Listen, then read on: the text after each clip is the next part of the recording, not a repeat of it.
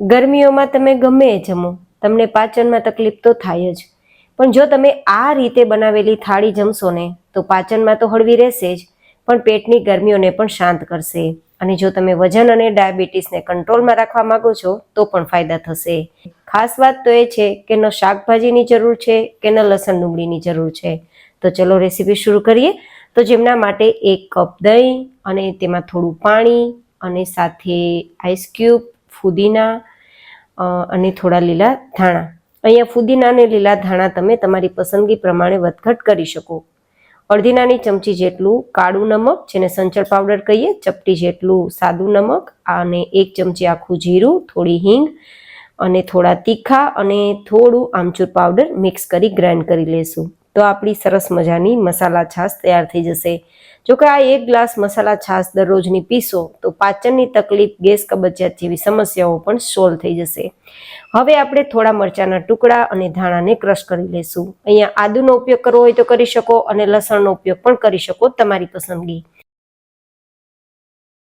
હવે 1 થી 1.5 ચમચી જેટલું તેલ ગરમ કરી તેમાં થોડું જીરું આપણે સતડાવી લેશું અને થોડી હિંગ અને જે મરચું અને ધાણાને આપણે ક્રશ કર્યા હતા ને તેને આપણે સાતળી લેશું અને પછી તેમાં આપણે ઉમેરીશું દહીં 2 કપ જેટલું.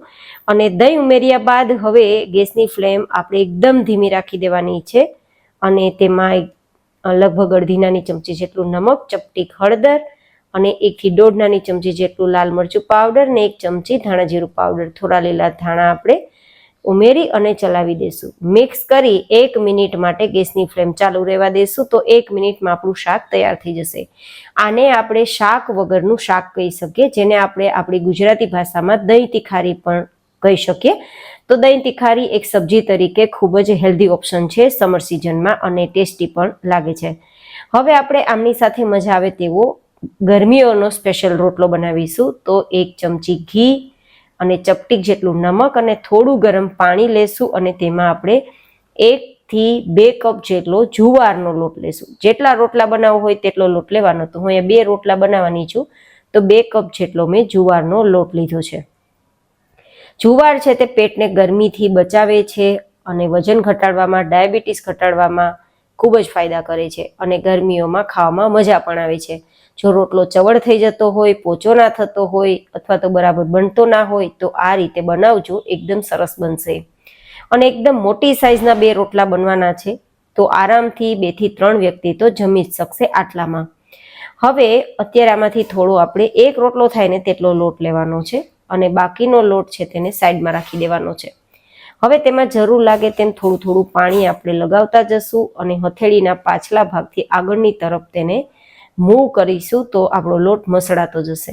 બેઝિકલી અહીંયા લોટને એકદમ સોફ્ટ કરવાનો છે, તિરાડ વગરનો કરવાનો છે, જેથી રોટલો આપણો એકદમ સુપર સોફ્ટ બને. તો હવે તમે જુઓ, પહેલાં કરતાં અત્યારે મસળેલો લોટ કેટલો સ્મૂથ લાગે છે. બસ આટલા સુધી આપણે મસળવાનો.